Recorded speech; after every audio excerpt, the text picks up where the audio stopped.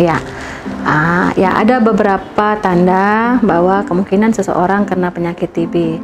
Pertama kita kenal dengan gejala klinis ya, gejala klinis yang mengarah ke gangguan respirasi ya.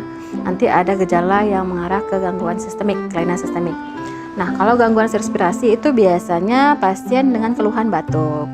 Batuknya rata-rata sih berdahak, yang dialamin tuh lebih dari 2 minggu. Jadi batuknya bersifat kronis. Kemudian nanti bisa dengan gejala lainnya. Ada yang kadang dengan keluhan batuk berdarah. Nanti ada juga dengan keluhan sesak. Tapi kalau sesak itu sih biasanya kasusnya sudah lama, udah proses sudah lebih berat. Dan nyeri dada juga kadang-kadang dirasakan. Nah, itu untuk gejala dengan respirasi. Nanti ada gejala sistemik. Gejala sistemiknya apa? Itu biasanya demam.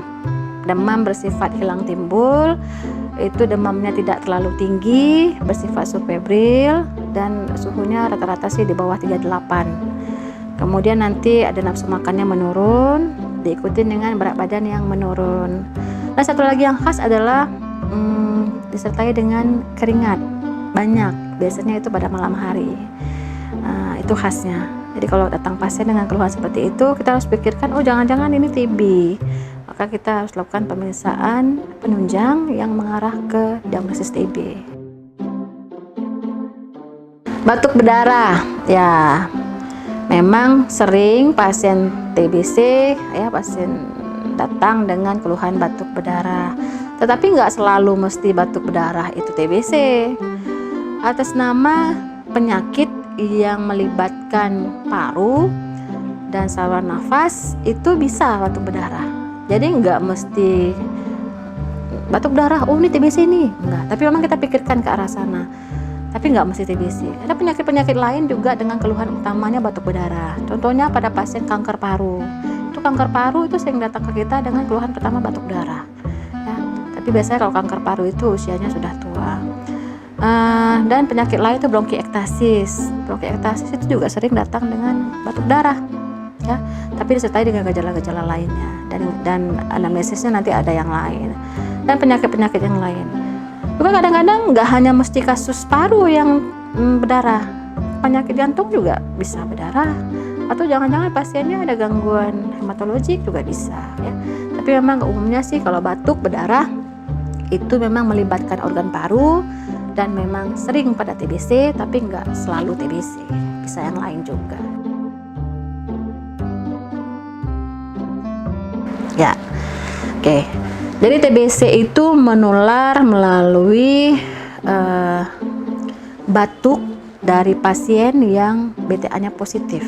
Ya, pada saat pasien itu batuk, dia mengeluarkan percikan-percikan droplet, ya, tersebar di udara. Kemudian ada orang lain di sekitarnya menghirup udara yang sama, mengandung droplet tersebut, maka itu bisa masuk ke saluran nafasnya, ya, bisa sangkut ke alveoli. Dan itu membutuhkan proses yang agak lumayan lama. Rentang waktunya sekitar 2 sampai 12 minggu. Rata-rata sih dari pertama masuk kuman sampai terjadinya gejala itu rata-rata antara 4 sampai 8 minggu. Tapi tergantung faktor imunitas pasien tersebut juga. Bisa lebih cepat kalau imunitasnya kurang bagus, atau mungkin pada pasien yang ada orang-orang yang imunitas bagus itu bisa lebih lama.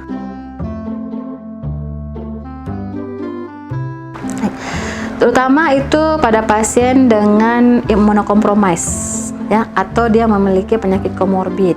Contohnya pasien dengan diabetes mellitus atau pasien dengan penyakit imunokompromis seperti HIV, ya, atau pasien dengan gangguan autoimun, ya.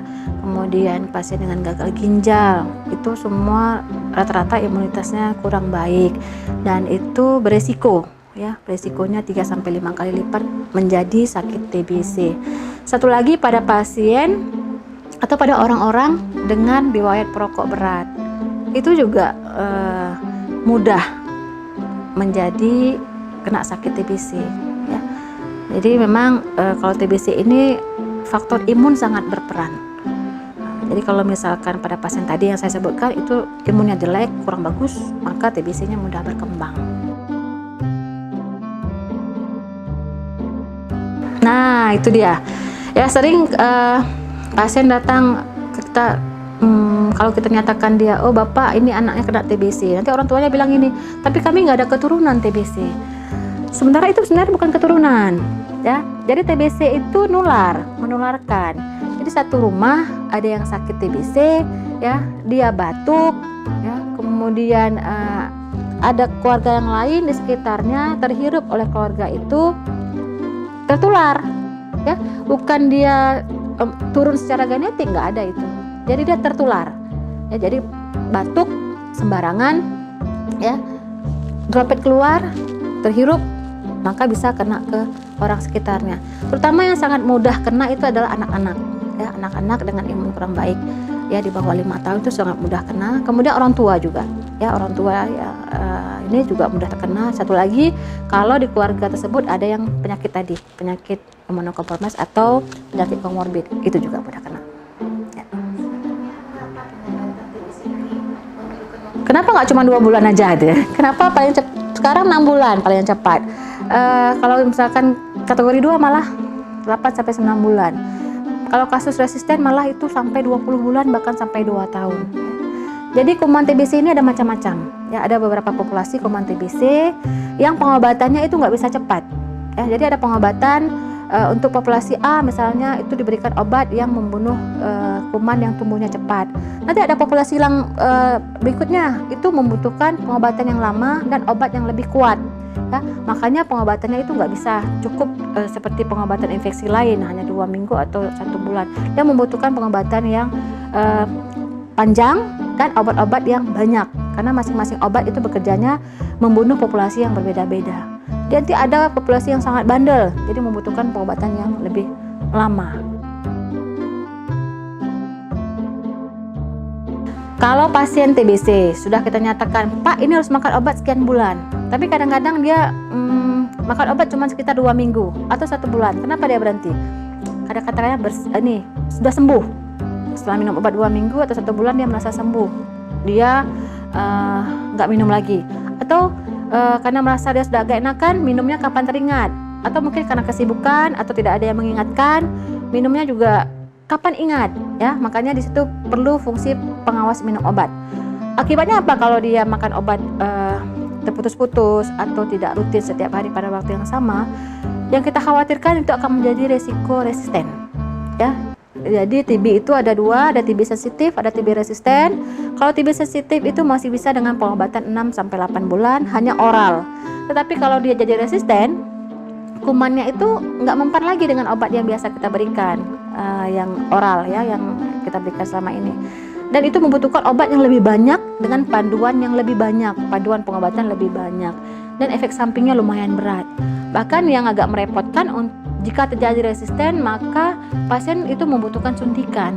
Suntikan itu paling cepat 4 bulan dan disuntik setiap hari. Nah, itu memang kalau sudah seperti itu kita iba ngelihat pasien, karena memang sangat tidak menyenangkan, sangat tidak enak, dan efek samping yang banyak untuk TB resisten. Jadi hati-hati pada pasien-pasien yang sudah dinyatakan TB paru dan dianjurkan makan obat 6 bulan, pastikan memang makan obat 6 bulan dan minum di waktu yang sama setiap harinya sesuai anjuran dokter.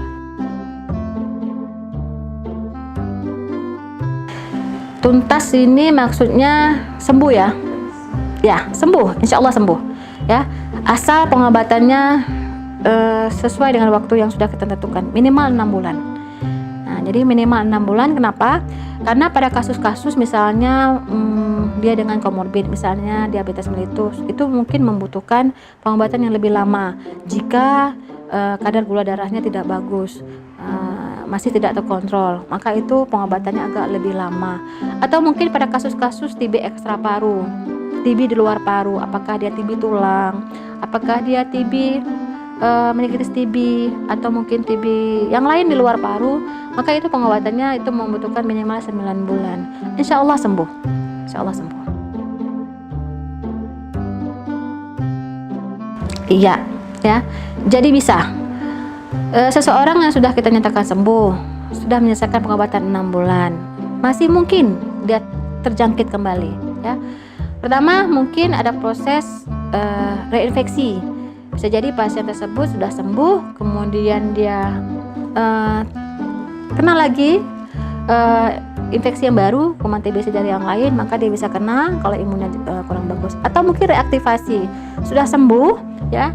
Kemudian pada suatu saat pasien dengan imun yang rendah atau ada penyakit komorbid seperti tadi, maka menjadi sakit kembali. Bisa.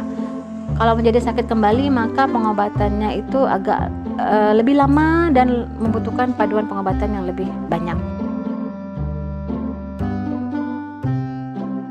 Ya. Jadi kalau ibu hamil kena TBC itu biasanya terjadi ibunya itu sering dengan kurang gizi. Ya, kurang gizi karena nafsu makannya menurun kalau dia sakit TBC. Nah, kalau pasien dengan kurang gizi, maka akan mempengaruhi proses pengembangan janin. Yang kita takutkan nanti janinnya tumbuhnya kurang baik, ya. Jadi kalau memang pas ibu hamil dinyatakan TBC, itu berobat rutin, makan obat teratur, ya, insya Allah janin putri tidak terinfeksi. Yang kita takutkan kalau misalkan dia tidak berobat, yang kita khawatirkan nanti juga bisa kena ke janinnya, ya. Walaupun kasus itu masih jarang, ya. Jadi kalau misalkan ibu hamil TBC, pastikan dia makan obat teratur. Nggak apa-apa dengan kondisi janin, nggak apa-apa. Jadi walaupun dia makan obat itu insya Allah tidak mempengaruhi janinnya, kecuali ada obat tertentu yang tidak boleh diberikan, ya, seperti obat suntikan itu memang tidak boleh pada pasien ibu hamil. Nah, ya. Misalkan dalam satu rumah ada anggota keluarga kita sakit TBC, apa yang kita harus lakukan? Pertama, ajarkan etika batuk kepada dia, ya. Bagaimana cara batuk? Kalau ada masker lebih baik, jadi pakai masker pada saat dia batuk itu kumannya nggak kemana-mana. Atau jika tidak pakai masker, dia batuk tidak bisa tutup mulut, ya, tidak ada tisu, itu ajarkan etika batuk, nutup seperti ini, batuk di bagian lengan dalam, ya, supaya kumannya nggak kemana-mana. Nah, kemudian apalagi yang bisa lakukan? Berikan dia kamar sendiri, pisahkan dulu dengan keluarga yang lain, ya. Itu hanya pada 2 bulan pertama pada fase intensif, dan berikan kamar dengan ventilasi yang baik, ya. Kalau usahakan sinar matahari bisa masuk, jadi sirkulasi udara baik, dan dengan sinar matahari itu bisa membunuh kuman-kuman yang mungkin ada di ruangan tersebut. Tidak perlu membedakan piring, gelas, atau handuk atau tidak perlu, ya. Yang penting dicuci bersih, jangan dipakai bersamaan, ya. Jadi pas dia pakai ya cuci bersih saja, kemudian jangan bergantian, ya, itu nggak apa-apa, ya. Karena masyarakat kadang-kadang gini, piringnya sendiri, gelasnya sendiri, dia pisah, kasihan dia, nggak apa-apa, ya. Karena dia menularnya melalui batuk, bukan melalui makanan. Kecuali makanan dibatukkan kemudian diberikan ke keluarga yang lain, nah itu bisa menularkan. Ya. Pertama, terapkan PHBS, perilaku hidup bersih dan sehat, ya. Cukup istirahat, ya, makan makanan bergizi, ya, olahraga, ya, dianjurkan juga agar imunitas kita terjaga. Kita memang tidak bisa memastikan apakah kita terbebas dari kuman TBC, karena kan Indonesia ini endemik. Bisa kita mungkin ketemu kuman TBC di mana saja. Jadi kita sendiri yang menjaga tubuh kita, imun kita, supaya kita tidak gampang sakit. Hati-hati pada saat ada yang batuk, karena kan ada yang batuk, kita nggak tahu tuh apakah batuknya batuk karena TBC atau bukan. Atau jika kita sendiri yang batuk, itu kita pakai masker atau tutup mulut dengan tisu, ya. Buang dahak tidak boleh sembarangan, ya. Jadi kalaupun ada yang batuk dekat kita, imun kita bagus, itu kuman TBC belum tentu menyebabkan kita sakit, ya. Jadi gini, kita ini bisa saja sudah jadi TB laten. TB laten artinya apa? Kita pernah terinfeksi kuman TBC, tapi imun kita bagus. Imun kita bagus sehingga kuman itu hanya tidur di badan kita. Jadi jangan sampai kuman itu bangun. Gimana caranya? Kayak tadi, cukup istirahat, makan makanan bergizi, olahraga yang teratur, ya. Kemudian pikirannya harus dijaga. Nah, harus positif, jangan mikir ya kita bilang jangan stres, ya kadang-kadang kondisi kita juga kadang-kadang membuat kita banyak pikiran, tapi usahakan tetap berpikir positif ya, supaya imun kita tetap terjaga dengan baik. Terima kasih atas sesi tanya jawabnya. Salam edukasi.